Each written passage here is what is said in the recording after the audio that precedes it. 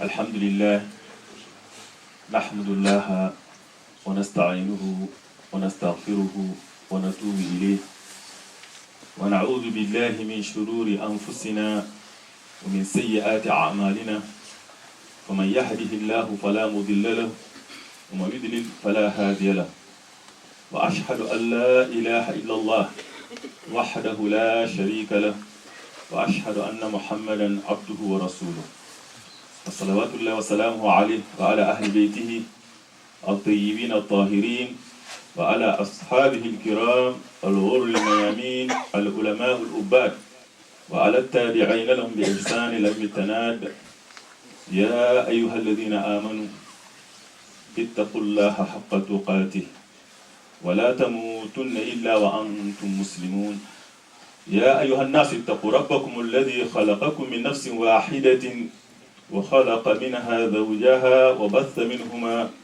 رجالا كثيرا ونساء واتقوا الله الذي تساءلون به والأرحام إن الله كان عليكم رقيبا يا أيها الذين آمنوا اتقوا الله وقولوا قولا سديدا يصلح لكم أعمالكم ويغفر لكم ذنوبكم ومن يطع الله ورسوله فقد فاز فوزا عظيما أما بعد أيها الأحباء في الله أيها الأخوة في الإسلام طبتم وطابت ممشاكم وتبوأتم من الجنة منزلا وجمعني الله إياكم عند مستقر رحمته في جنات النعيم مع حبيبنا وقدوتنا محمد المصطفى عليه أفضل الصلاة والسلام جعلنا الله نحشر في زمرته وننال شفاعته ونشرب من حوضه شريف شربة لا نظمأ بعدها أبدا أما بعد chers frères et sœurs, la semaine passée, nous avons parlé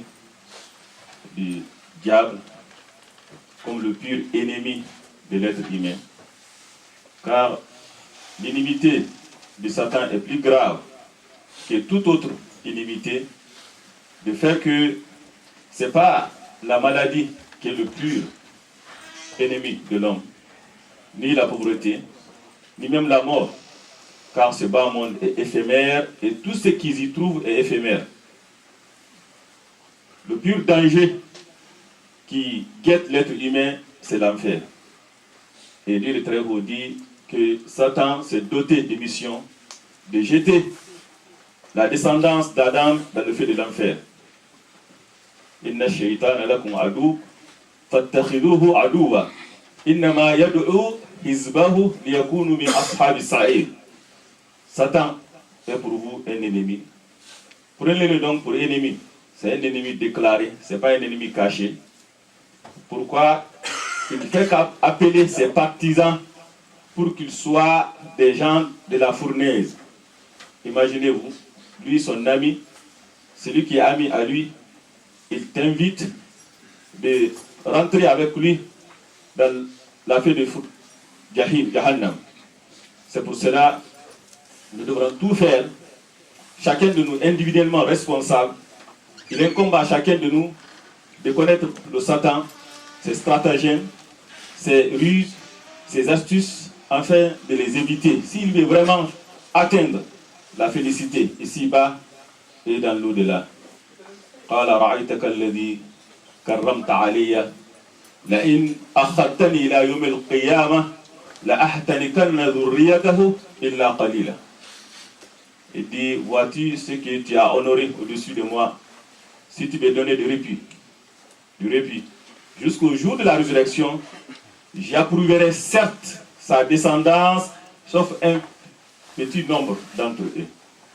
Donc c'est très important, et nous avons parlé la semaine dernière, qu'il commence, Satan, son objectif, c'est d'entraîner le fils d'Adam dans le feu de l'enfer. Par quel moyen? Cela n'est pas important. Cela n'est pas important. Donc c'est pour cela qu'il a des astuces, il a des ruses, il a des stratagèmes. Il commence par quoi? Par la mécréance. Comment ça dit Shaitan? إذ قال الإنسان اكفر فلما كفر قال إني بريء منك إني أخاف الله رب العالمين. Il dit, Satan, ce qui chasse l'homme d'abord, c'est d'être mécréant, incrédule. S'il est mécréant, il se contente de ça. Si il n'obtient pas gain de cause, il va à l'étape suivante, c'est l'innovation.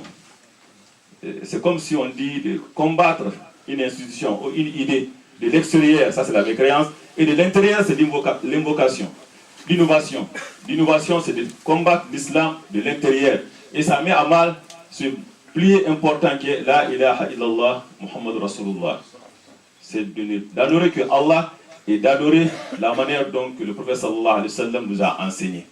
Satan, graduellement, il achemine la personne vers le feu de l'enfer graduellement.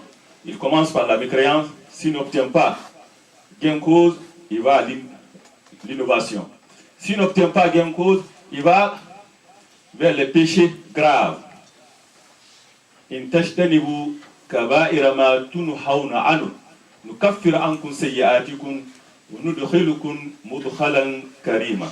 Satan sait très bien que Dieu, les péchés graves, si la personne ne se répand pas, il risque de l'entraîner dans le feu de l'enfer. Donc, s'il cherche de faire de l'homme un mécréant, s'il n'obtient pas gain cause, il le pousse à innover dans la religion.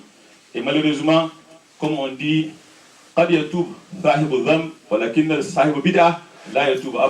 c'est très rare que tu trouves un innovateur en train de se repentir. Et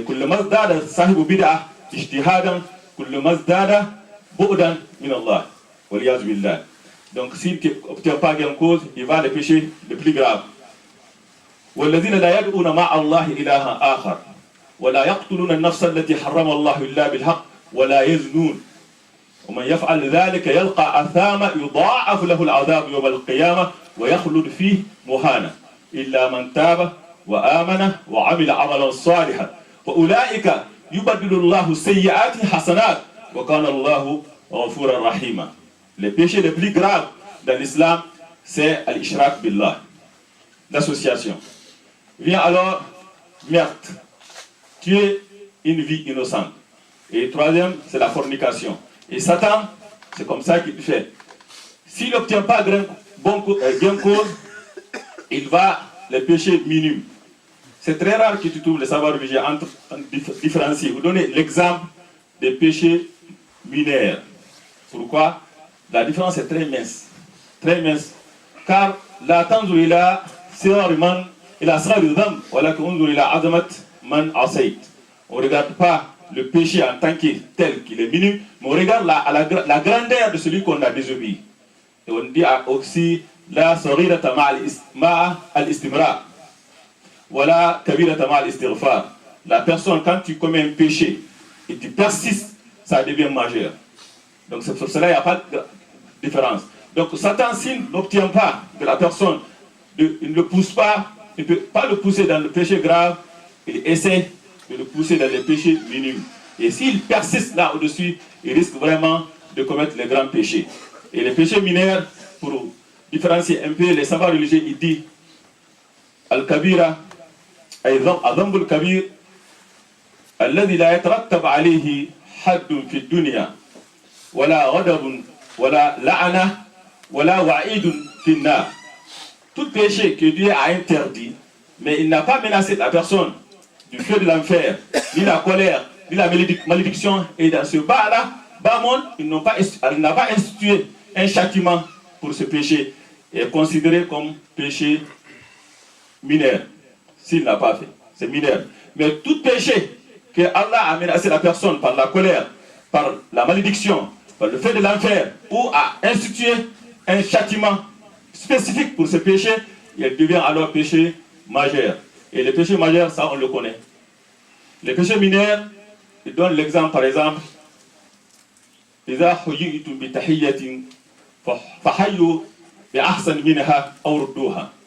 quand on vous salue, tu dois rendre la salutation. C'est un ordre. De ne pas le faire, tu commets un péché. Mais dans ce verset, il n'a pas menacé la personne que celui qui ne fait pas, il va en enfer, ou Dieu encourt la colère d'Allah ou la malédiction d'Allah. La différence entre les deux, que les péchés mineurs sont effacés, même si la personne ne se répand pas par les actes d'adoration. As-salawatul khams, wal jumu'a ila al-jumu'a, Ramadan ila Ramadan, mukaffarat lima baynahinna, inujtinibat al-kaba'ir. La personne, s'il fait wudu tout ce qu'il a fait comme péché mineure par sa main, la bouche, les yeux, tout, il enlève tout. Les 5 prières aussi, c'est comme une rivière que la personne se lave avec. Donc les péchés mineurs sont effacés automatiquement si la personne vraiment il est assidue dans les actes d'adoration. Quant au péché majeur, il faut que la personne vraiment se répande. S'il n'obtient pas gain de cause, il va dans al-mubahat, de ce qui est permis, de ce qui est permis. Et ce qui est permis sont nombreux. Il y en a qui sont légiférés, ne sont pas obligatoires. On prend par exemple al-walima, al-irs, repas du noces, par exemple. Et le prophète sallallahu alayhi wa sallam a demandé à Sahabi Awlim ou le bishat, donne un repas de noces, ne sera qu'une brebis. Et la personne va dire oui, cela est légiféré. À la base est bonne, mais finalement Satan va s'infiltrer. Il y aura l'exagération, il dépassera la limite, al-ikhtilat, al-buruj et d'autres choses qui rentrent là-dedans. Donc c'est très important, les stratagèmes de Satan sont nombreux et multiples. Il peut inverser aussi les démarches. Inverser les démarches. C'est pour cela, Ibn al-Qayyim al-Jawzi yaqul ما أمر الله بأمر إلا وللشيطان فيه نزعتان إما تقصير أو غلو ومجاوزة إما تقصير وتفريط أو غلو ومجاوزة ولا يهمه بأيهما ظفر. Il dit, quand Dieu ordonne un ordre, Satan a 2 armes à côté de cet ordre. Il dit, je m'assoirai certes pour eux sur le droit chemin. Soit il pousse la personne à l'abandon ou à la négligence. S'il n'obtient pas gain de cause, il le pousse à l'excès, à l'exagération. On prend par exemple pour cela as-salat, la prière. La personne, s'il est croyant, il s'éloigne des bidas, des innovations, il s'éloigne des grands péchés, il peut vraiment accomplir les prières comme il faut. Satan, qu'est-ce qu'il va faire? Il va le pousser vers l'abandon de la prière. Et beaucoup de gens, tu le trouves, beaucoup de gens de nos jours, ils sont musulmans, ils sont vraiment, quand tu parles de l'islam, ils le défendent avec émotion et passion. Mais quand tu lui demandes est-ce que tu pries, non, il ne prie pas. Ça fait partie de l'œuvre de Satan. Si la personne essaie de prier, il va essayer de le pousser à quoi? Que la personne néglige la prière. Et ça, on le dit dans le Coran, on sait très bien. Inna salata kanat alal mu'minina kitaban mawquta. La prière, l'une des conditions les plus importantes de la prière, c'est le temps. Et malheureusement, beaucoup de gens, tu entends des gens, ils disent, depuis que je suis venu dans ce pays, j'ai toujours fait mes prières. Quand je rentre chez moi le soir, j'ai fait toutes mes prières. Ils parlent de quoi? De Subuh, de Zohor, Asr, Maghrib, Isha et le Rémi ensemble. Il manque alors à une prière, à une condition essentielle. C'est comme quand tu as un rendez-vous avec l'un de tes chefs. Est-ce que tu vas changer d'air alors que la prière c'est un rendez-vous entre toi et ton Seigneur? Comment ça se fait que tu changes constamment le rendez-vous? Ça c'est très important. Et Satan, c'est ce qu'il cherche. Il cherche vraiment à pousser l'homme vers ça. S'il n'obtient pas gain de cause pour ça, que la personne est croyant, il n'est pas innovateur, il s'éloigne de grands péchés, il accomplit les prières comme il faut, il va lui enlever vraiment le sens, l'essence même de la prière.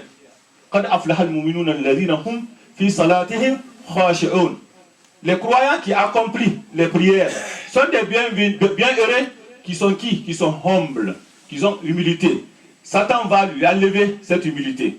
Il rentre dans la prière, le corps est là, mais le cœur n'est pas là. C'est pour cela qu'il y a un hadith d'Ibn Abbas radiyallahu anhu, قال رسول الله صلى الله عليه وسلم إن الرجل لا يفرق من صلاته وليس له من صلاته إلا عشرها أو تسعها أو ثمنها أو كما قال رسول الله صلى الله عليه وسلم. Dans ce hadith du prophète sallallahu alayhi wa sallam, il se peut qu'une personne accomplit la prière, après la prière il n'a que un dixième, l'autre n'a un neuvième, l'autre n'a que la moitié, l'autre n'a rien. On le mobilise, on le jette sur sa face, c'est pas ça qu'on donne à son Seigneur. Donc Satan c'est ce qu'il cherche. Et c'est vraiment d'enlever ça. Et ça c'est l'abandon où vraiment il néglige la prière. Et ça, on sait très bien dans Surat al-Ma'un, Wailun lil musallin alladhina hum an salatihim sahun. Malheur à ceux qui prient. Ce n'est pas ceux qui ne prient pas. On parle des gens qui prient, mais qui retardent leur prière, qui négligent leur prière. Et c'est ce que Satan charge. S'il n'obtient pas gain cause, il va à d'autres sens. C'est quoi? Al-Ghulu, wal-Mujawaza. وهناك مثل عربي يقول كل من ما زاد عن حده انقلب إلى ضده. Tout ce qui dépasse la limite devient le contraire de ce qu'on veut. Si la personne pleure, il pleure intensement, tu vois vraiment qu'il sent soulagement. S'il rit aussi, il dépasse la limite, et tu risques de le voir pleurer. Donc qu'est-ce qu'il fait? Le chemin qui nous mène vers Allah, Siratul Mustaqim, il n'y en a qu'une. Unique, il n'y a pas deux. Et les chemins de Satan sont nombreux. Satan, qu'est-ce qu'il veut? Il ne veut pas que tu entreprends ces chemins uniques. Et si tu l'entreprends, il ne veut pas que tu sois sur ce chemin. Soit il te recule, ou il t'avance plus que ça. C'est ce qu'il fait. Donc il l'amène à l'excès. Et ça, on le voit. Tu vois une personne qui rentre dans la mosquée. Inna taswiyat as-sufuf min tamam as-salat ou min iqamat as-salat. Aligner, rectifier l'alignement des rangs dans la prière fait partie de la perfection de la prière. C'est bien. La personne vient et il se met en ligne. D'autres vont la négligation, négliger cet ordre, il se recule, il ne se met pas comme il faut. L'autre il exagère, il met ses pieds et on dit al-makib, bil-makib, wal-qadam bil-qadam. C'est pied contre pied et l'épaule contre l'épaule. Le niveau du pied doit être le même niveau d'épaule. La personne va l'écarter, il l'écarte trop, tellement trop qu'il va gêner vraiment l'alignement, qui va le contraire de ça. Ou en se prosternant, on dit que vraiment d'écarter les mains, mais lui, il va vraiment, c'est comme si il est en train de se coucher. Donc, Satan, c'est ce qu'il fait. Et plus grave que ça atteint souvent les gens qui croient atteindre la perfection al-ujub. Al-ujub, l'autosatisfaction. Satan peut pousser l'homme vers cela. La personne, il croit, comme le dit Qarun, innama utitu ala ilmin indi. Ce qu'on m'a donné, c'est par une science de ma part que j'ai obtenu ça. La personne, il est assidu, il est croyant, il accomplit comme il faut. La sensation qu'il ressent, si cela lui allait vraiment d'humilité, il a vraiment donné au jour. Et c'est plus grave aussi que à Kibr. Et la différence est très importante. Ce qu'à le Kibr, c'est l'orgueil. L'orgueil, au Ramtun Nas, au Batul Haq, que tu méprises les autres et tu nies la vérité venant des autres. Al-Ujub, ce n'est pas ça. Ça vient de l'intérieur de la personne. La personne se sent que vraiment il vient comme s'il a fait une faveur à Allah. Il a fait une faveur à Allah. Et ça, souvent, ça arrive aux gens. La personne, tu le trouves. Et ça, c'est la pousse qu'on appelle aujourd'hui l'intégrisme. Ça pousse la personne à ça. Ce que lui, il a comme idée, c'est ça la vérité. Tous les autres, non, ils n'ont pas raison. Et Shafa yaqul ra'i sawab yahtamil al-khata. Wa ra'i ghayri khata yahtamil al-sawab. C'est que mon opinion est juste, mais il est susceptible d'être erroné. Et l'opinion de mon adversaire est erronée, il peut être aussi juste. La personne, non, il croit que c'est lui seul qui détient la vérité. Et quiconque ne prie pas comme lui, il est mécréant. Quiconque ne fait pas comme lui, il est pépère. Et c'est ça qui pousse vraiment à yukafirun nas. Il fait takfir nas. Et ça, c'est très important. Tout ça là, ça fait partie de l'œuvre de Satan. Et c'est pour cela, l'être humain vraiment doit les décéder. Doit se familiariser à ces astuces, ces stratagèmes, afin de l'éviter.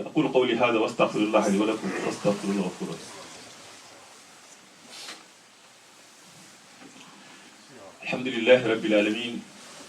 Wassalatu wassalam ala al-mab'ous rahmatan lil alamin. Très chers frères et sœurs, Satan, c'est le pur ennemi que l'être humain a. Ce que nous venons d'énumérer, si la personne est croyante, il est ferme sur sa foi, il accomplit les actes d'adoration comme il faut, il s'éloigne des bid'ah, Satan va essayer de lui faire d'autres choses. Qu'est-ce qu'il fait? Comme il ne peut pas l'atteindre lui, il va essayer d'exercer ses influences à ceux qui sont autour de lui afin d'attrister le croyant. إنما النجوى من الشيطان ليحزن الذين آمنوا. La conversation secrète fait partie de l'œuvre de Satan afin d'attrister les croyants. Et les gens vont faire des rumeurs, de fausses rumeurs, afin d'atteindre l'intégrité de la personne. Et ça arrive souvent. Et ça, on le voit avec Hadith al-Ifq, avec Aïcha radiallahu anha. إن الذين يحبون أن تشيع الفاحشة في الذين آمنوا لهم عذاب أليم في الدنيا والآخرة والله يعلم وأنتم لا تعلمون. Ceux qui aiment que les actions honteuses se propagent parmi les croyants. Et ça, ils le font. C'est ça, ça fait partie de l'œuvre de Satan. Quand on parle de Satan, il y a Satan diable et il y a Satan humain aussi. Donc il essaie vraiment que la personne ne soit pas heureuse. Et la tristesse, c'est quelque chose qui fait mal au cœur. Ça déstabilise la personne, ça décourage la personne et ça suscite. Et les malfaiteurs ou les pervers, ils n'ont pas un cadeau plus grand que de voir un homme intègre, un homme pieux accusé. Et ça les réconforte, dans leur perversité. Et la plus pire chose que Satan peut faire aussi, c'est la division. Le prophète sallallahu alayhi wa sallam dans un hadith il dit Ya'isa shaytan ou iblis an ya'budahu al-musallun fi jazirat al-arab walakin fi tahrish bayna. Il dit Satan a désespéré qui se voit adorer dans le péninsula presque une arabique, mais c'est de mettre le discorde entre eux, c'est de s'aimer. Et ça dans Surat Israël il est très beau dit wa qul li ibadi yaqulu allati hiya ahsan inna ash-shaytana yanzaghu baynahum inna ash-shaytana kana lil-insan aduwan mubina. Dis à mes serviteurs d'exprimer les meilleures paroles, et que Satan sème la discorde entre eux. Ça c'est l'œuvre de Satan, c'est de semer la discorde entre eux, et Satan reste un ennemi pour l'être humain. Et cette discorde, ça c'est entre eux, et quand Satan arrive à faire ça entre les croyants, ce qui nous a enlevé vraiment la fraîcheur et la douceur de la croyance. C'est pour cela, de nos jours, ces avant, là où on trouve vraiment que Satan est très actif, tu vois les gens vraiment se mettent en colère facilement. Ils se tuent facilement. Et la division qu'il aime de plus, c'est entre l'époux et son épouse. Dans un hadith du prophète sallallahu alayhi wa sallam, fima rawahu Muslim, anna shaytana yada'a arshahu ala al-ma' summa yusir saraya fa aktharuhum minhum fitnatan aqrabuhum minhu فيأتي أحد فيقول فعلت كذا وكذا فيقول ما فعلت شيئا حتى يأتي أحد فيقول وجدت شخصا مع زوجته فما تركته حتى فرقت بينهم فيقول نعم أنت أو كما قال رسول الله صلى الله عليه وسلم. Dans ce hadith du prophète sallallahu alayhi wa sallam, Satan, il n'y a pas un jour sans qu'il n'envoie ses soldats à l'assaut. Le plus proche de lui ce jour-là, ça sera celui qui créa plus de fitnes, tentations parmi les gens. L'un d'eux viendra et dit j'étais auprès de telle personne jusqu'à il a commis tel péché. Ça peut être n'importe quel péché, la fornication, le meurtre, n'importe bien. Il dit tu n'as absolument rien fait. Jusqu'à l'un d'eux viendra alors, il dit j'étais auprès de telle personne. Je ne l'ai quitté que quand il s'est divorcé avec sa femme. Il dit tu es le meilleur. Car Satan, son objectif c'est d'égarer la descendance de Bani Adam. Donc c'est très important de se familiariser de Satan, de connaître Satan, ses stratagèmes, ses ruses, ce qu'il fait afin de l'éviter. Et ça c'est une obligation à chacun de nous. Et Satan, depuis la naissance de la personne jusqu'à la mort, il le suit. Dans un hadith du prophète sallallahu alayhi wa sallam qui est si authentique, Ma min mawlud yulad illa yamassuhu shaytan fayastahillu sarikhan illa Maryam wa ibnaha. Il dit il n'y a pas un enfant qui naît, qui vient au monde sans que Satan ne le touche. Dès qu'il vient au monde, il essaie de le toucher. Dès la première ère. C'est pour cela que les savants religieux disent que dès que l'enfant vient, qu'on doit faire azan pour sacher Satan autour de lui. Et que la première parole aussi qu'il entend, que ça soit aussi kalmat tawhid. Même que ce hadith a été rendu faible par beaucoup, jugé faible par beaucoup de savants religieux. Donc c'est très important que Satan, dès la naissance et jusqu'à ta mort, il a été rapporté que Ahmad bin Hanbal Quand il était en agonie, quand il dit ba'd, ba'd, pas encore, pas encore. Son enfant qui était à côté de lui s'appelle Ahmad, il dit, Mohamed, il dit, comment ça se fait que tu dis mon père, pas encore, pas encore? Il dit, c'est Satan qui est à côté de moi, à côté gauche, qui me dit que tu fais partie des rares personnes qui m'a échappé. Des rares personnes. Et je lui dis, pas encore, parce que aussi longtemps que je respire. Si l'être humain meurt, ses œuvres s'interrompent. Les œuvres ne s'interrompent que par la mort de la personne. Aussi que l'œuvre ne trompe pas, Satan est actif, parce que son objectif, c'est de corrompre cette œuvre. C'est de corrompre cette œuvre. Donc c'est très important. Et ce qui fait que Satan, des fois, il donne cette rassurance démesurée à certains gens. Ça arrive souvent à des gens qui sont pieux, se voient vraiment qu'ils ont atteint la perfection. Et Omar ibn Khattab, il dit que même si je vois l'une de mes pieds dans le paradis et l'autre derrière, là, je ne me sens pas vraiment en sécurité. Je ne me sens pas en sécurité. Et ça, c'est très important. L'être humain, c'est bain al-khawf wa raja. Bain al-khawf wa raja. Et dans un hadith qui a été rapporté sur le prophète sallallahu alayhi wa sallam, قال لو أنكم لا تذنبون لا تذنبون لا تذنبون لا خشيت أن خشيت عليكم ما هو أشد من ذلك الأجب الأجب. والحديث بعض الناس يقول بأنه ضعيف ولكن الألباني قال بأنه حسن. C'est un hadith du prophète sallallahu alayhi wa sallam. Il faut vraiment connaître la signification parce que c'est un peu risqué. Il dit que si vous ne commettez pas les péchés, j'ai peur pour vous d'autre chose qui est plus grave que ça. C'est quoi? C'est l'autosatisfaction que la personne ressent, que vraiment qu'il atteint la perfection. Ici on parle de deux personnes qui ont commis le péché et il a regretté. Je ne dis pas la personne qui a commis le péché et il a persisté. La personne a commis le péché, il a regretté, et l'autre personne, non, et il ne l'a pas commis, et il se sent vraiment comme s'il a fait une faveur à Allah. Et Ibn Qayyim aujourd'hui, dans l'un de ses exemples, il donne deux personnes. Ils ont tous accompli Isha et Subuh. L'autre a passé toute la nuit en train de prier, Nawafil. L'autre, après Isha, il s'est couché et il s'est levé le matin pour faire Fajr.